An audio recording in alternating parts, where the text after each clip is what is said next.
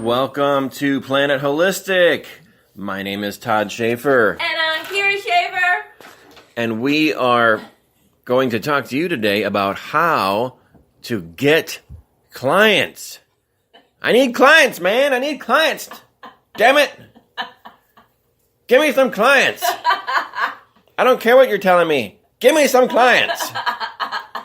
So we're going to talk today about just a ton of different strategies, more or less a list of client attraction strategies. We'll try to do our best to minimize the evaluation of why you should do that, blah, blah, blah, but just kind of throw a bunch of mud against the wall. Just do some mudslinging and then see what sticks, because if it inspires you, then you can just try it out and see if it works for you. It's not really about what you do for clients. It's about what you do that feels natural to you to get clients. So, Kira. Yes. I'm going to turn it over to you, and what would you like to say before we dive in? So, just so you know, we don't have a list in front of us. This is just going to be off the top of our head. It's very much flying by the seat of our pants, which is exactly how we have made many of our businesses so successful in the past, at least to start. It's been a lot of mudslinging against walls. And what she means by that is our incompetency is one of our best strengths. Now, what she means by that is she's taught me to do the ready, fire, aim approach, which is, if it were just me, I would just do ready, ready, ready, ready, aim, ready, ready, ready, ready, maybe fire. But she's about kind of, hey, let's put you in a cannonball and launch you out. And while you're in the air, you can course correct. Right.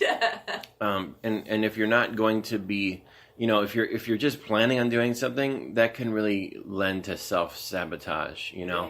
It's good to force yourself to take action. Yeah, analysis paralysis. You got it. So let's dive in. Let's give them a list of things they can do to get clients right now. Right now. So they're needing to probably get out into the world and let people know what they do. So first things first, looking online, looking at meetup groups, looking at places where you already have community, and then letting people know about you and your service and that you are officially taking clients. Because if people don't know that, they'll think, oh, you're just still in the planning stages. Right. The more people who know about you, the more people have the ability to choose you. That's right. So really simple, isn't it? Yeah. Yeah. And, have a place that you're having these either sessions or, you have to determine how are you delivering your content, service, or widget to them. Widget. And then, so you need a platform. So there's certain things that have to be in place before you go out there and you just start saying, hey, come see me. You need a place, you need why are you doing this? You need to know, what you're doing, what you're offering, why it's a benefit to those people. So just going through that whole bit, you have to have all of that. Because when you start talking to people, they need to know within the first 30 seconds or so if they fit in what it is that you're offering them. Right. Come up with a 30-second elevator speech of what you do and what you can say to people quickly while you are talking to them. So networking, marketing strategies like making some free or really cheap business cards to take around with you and just spit out to everyone. Yeah. Hand out to everyone. And I don't like doing business cards, so my business would change all the time. And then I'd have 1,000 business cards, out there. So, and it wouldn't do any good. I've got more business cards than I know what to do with. So, you can always just friend them on Facebook.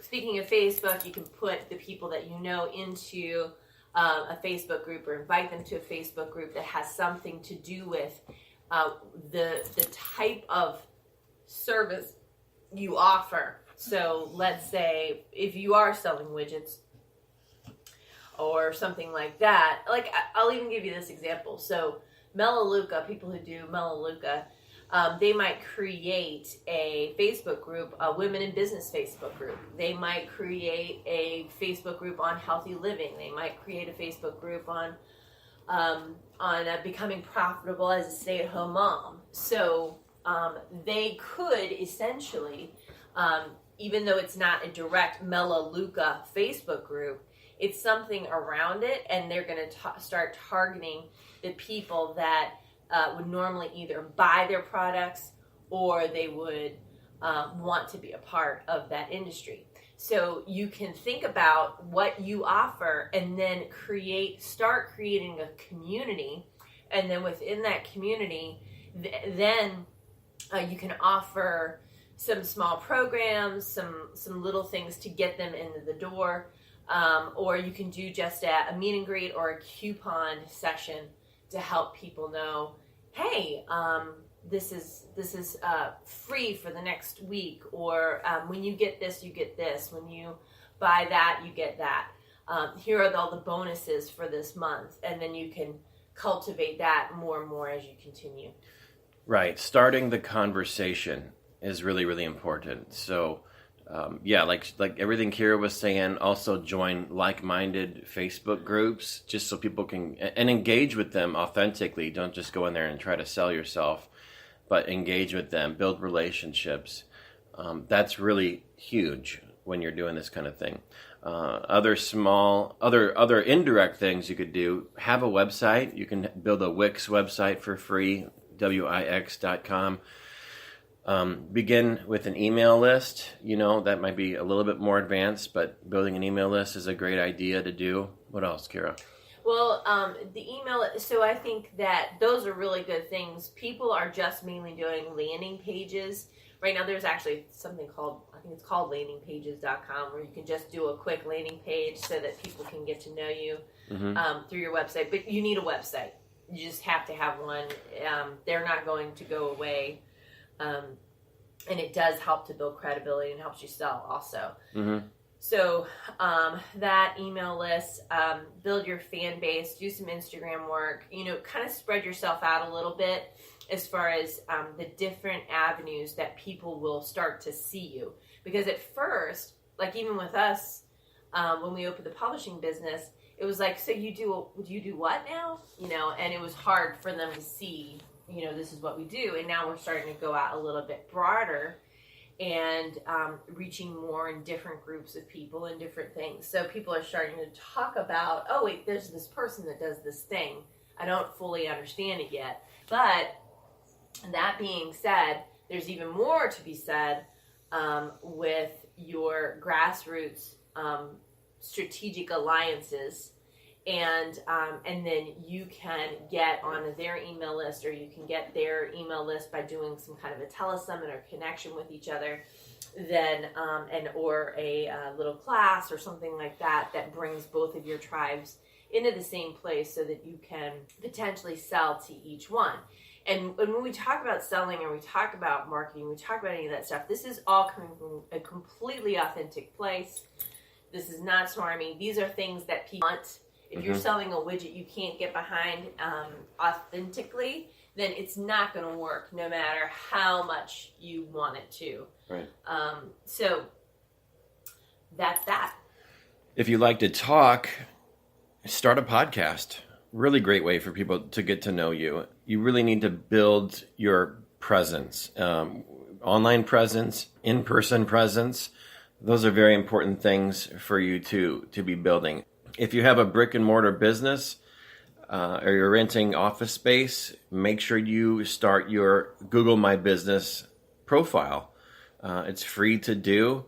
Whenever you look for reviews online with Google, that's what this is. Just go to Google My Business, just do a Google search for Google My Business, and then you can claim your business, put your address in, all your information about where your business is located, and start collecting those online reviews from satisfied clients. That alone, and those online reviews alone, will bump up your ranking in Google so that when people are searching for your type of business, they have a much easier time finding you. That's a big one. That attributed a lot of our success with our first business with hypnotherapy. So that's a good one to do too. Yeah, and that's definitely long-term money. And I know we're going to go into now money versus later money. Right. In another podcast, but just so you know, there is a lot to be said. You need to do work on both areas, and Google definitely is a long-term solution because we still get calls on our hypnosis clinic 3.5, 4 years after we've closed it. Yeah. I just had one last week. Right. It's all comes from Google. So there's a lot to be said. It's a slow start, but a strong finish. Right. And you need that for all of your strategies. So that's it, I believe, on my side for right now. What do you think? Very good. Good stuff there. Yeah, we could go on and on and on and on and on and on. But yeah, those are some ones to get started. It's really about getting your face out there in front of people. If you can deliver a product online or a service online or via phone, then you can do a lot of your marketing online with your Facebook Lives and videos from your pages. Definitely teach people something before you sell to them. Yes. Right? It's not just about filling a retreat or that kind of thing. I mean, I wouldn't worry about filling retreats until you can generate consistent sales for your services. You need to get butts and seats now so you can fill butts and seats later. That's more advanced selling. But if you can do it, more power to you. But just remember that the lifeblood of your business means how well you can sell now, right? Your business is never going to outgrow your ability to sell. So the better you can sell, the more you can up-level what kind of business you are in and what kind of business you run. So yeah, definitely get yourself in front of people, whether that's online or in person. Remember, most of your success, most of your work in your business is going to be behind the scenes if you're doing it correctly. Qualifying your decisions and taking a day to work on your business rather than in your business each week and looking at what's working, what's not working, what can I tweak to do differently, instead of just waiting for the next phone call to ring kind of thing, right? It's really about being proactive. Even if you're introverted, and technically Kira and I are more introverted than extroverted, but we know how to operate a business that doesn't force us to be extroverted 100% of the time. So, it's really about catering to your own strengths, learning what you enjoy doing and exploiting that so that people can learn about who you are.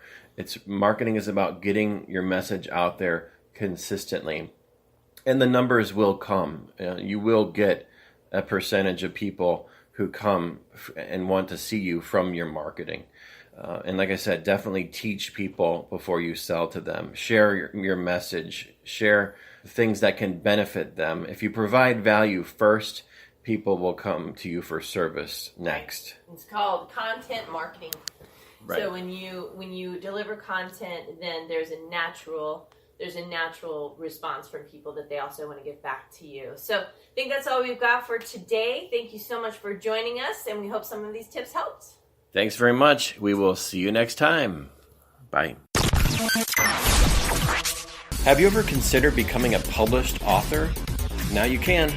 At As You Wish Publishing, we create collaborative books from authors and writers just like you who want to become published. Whether you are a new or seasoned author, you can become part of one of our collaborative books. Visit our website at asyouwishpublishing.com and see which open book projects we have for you today.